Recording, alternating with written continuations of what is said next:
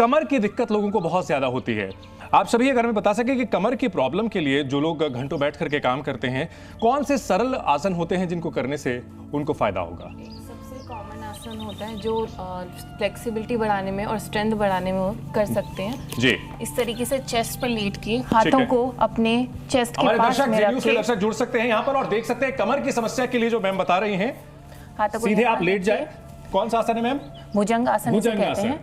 Inhale करते हुए ऊपर देखना है, चेस्ट को उठाना है, सांस लेते हुए आप अपने चेस्ट को ऊपर उठाएं और एक्सहेल करते हुए नीचे। कोशिश करनी है कि हम अपने चेस्ट को ओपन करें, शोल्डर्स को रिलैक्स करें और कोशिश करना है कि हमें ज़्यादातर अपनी स्पाइन से उठाएं, ना कि हाथों के जोर से, जिससे हमारी जो स्पाइन की स्ट्रेंथ है वो भी बढ़ेगी।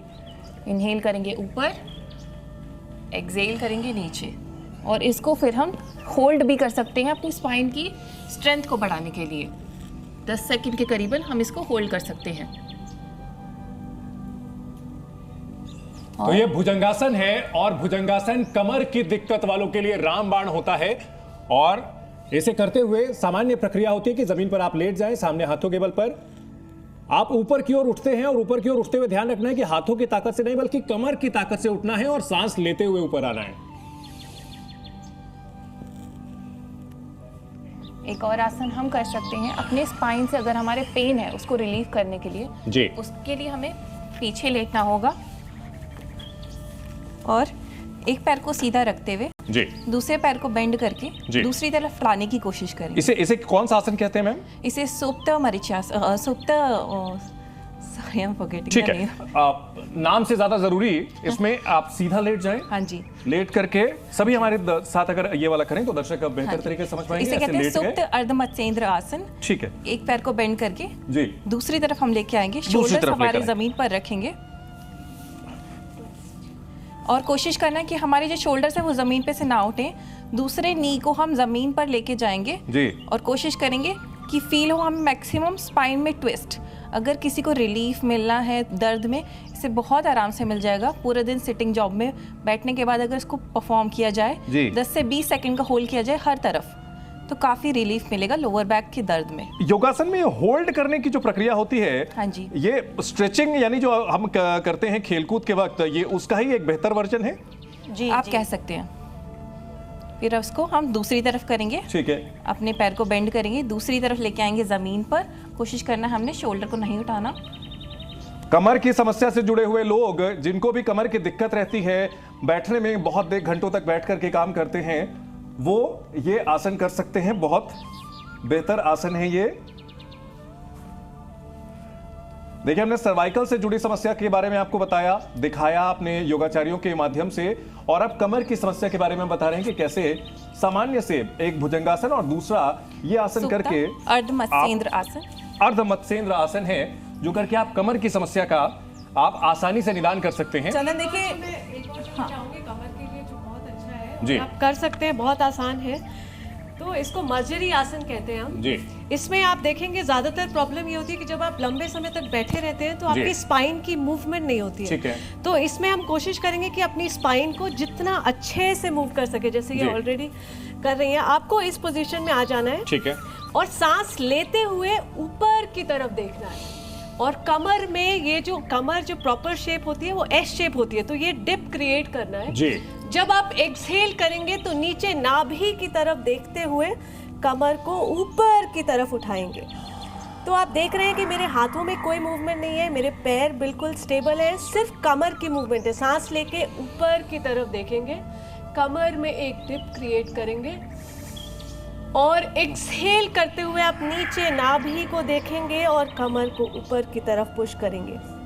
तो जैसे आप फील कर सकते हैं, जब आप लंबे समय तक बैठे रहते हैं तो आपकी स्पाइन मूवमेंट बिल्कुल स्टेबल हो जाती है। तो इससे आप देखेंगे जल्दी आपका जो ब्लड फ्लो है वो स्पाइन की तरफ इमीडिएटली इम्प्रूव हो जाएगा। और जब स्पाइन में आपका ब्लड फ्लो अच्छा होता है तो ऑटोमेटिकली आपके जो रेस्ट बॉडी पार्ट्स हैं, आपके हाथ, आपके पैर, आपके दिमाग में ब्लड का फ्लो इमीडिएटली अच्छा हो जाएगा।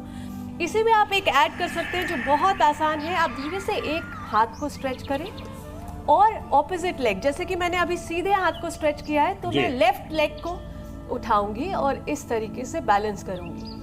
तो इसमें आप देखेंगे आपका फोकस भी बढ़ता है। आप देख सकते हैं कि मैंने अपना एंगेज किया है अपने आर्म्स को। जब भी आप पोस्चर होल्ड करते हैं, कोई भी आसन में जब आप रुकते हैं, ये बहुत जरूरी है समझना कि आप सांस नहीं रोकेंगे, सांस लेते रहना है और फोकस कीजिए, फील कीजिए अपने बैक के मूवमेंट में, आपके आर्म्स धीरे से सांस छोड़ते हुए वापस आप दूसरे हाथ को उठाएंगे और जो आपका ऑपोजिट लेग है, फोकस एक जगह पे देखेंगे, सांस लेते रहिए, मुस्कुराते रहिए, हंसना बहुत ज़रूरी है। आप जो भी करें खुशी से करें और 5 से 10 सेकंड तक रुकेंगे धीरे से। अब इसके बाद आप शशांक आसन एक और आसन जोड़ना चाहूंगी जो बहुत ही ज्यादा अमेजिंग है, जिसको हम बोलते हैं डाउनवर्ड डॉग और अपवर्ड डॉग, अधोमुखो और ऊर्ध्वमुखो आसना।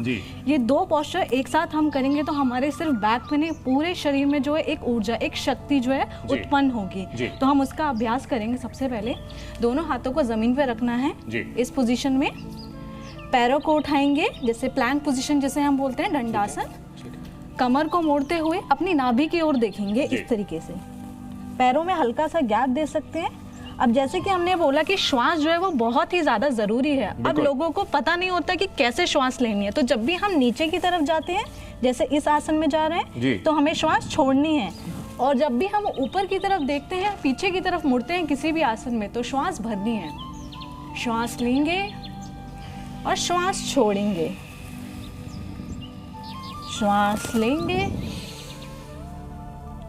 श्वास छोड़ेंगे। आपको महसूस हो रहा होगा कि सिर्फ आपके कमर में नहीं बल्कि आपकी काफ्स, आपके आर्म्स, सब में इसका स्ट्रेच जो है वो फील हो रहा होगा आप सभी को। बिल्कुल। तो इसको आप 8 से 10 बार भी रोज करेंगे तो बहुत ही अच्छा आपके शरीर में प्रभाव देगी और एक शक्ति उत्पन्न करेगी और आपको एनर्जाइज फील कराएगी।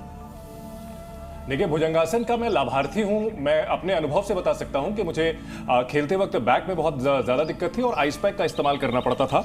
लेकिन किसी एक जानकार से मुझे पता चला कि भुजंगासन किया जाए और लगभग 6 महीने का समय गुजर चुका है, मुझे उसके बाद कोई दिक्कत नहीं आई। तो भुजंगासन आप लोगों के आने से पहले मैंने दर्शकों को रिकमेंड कर दिया था कि बहुत ही काम की चीज़ होती है और बहुत ही फायदेमंद होती है।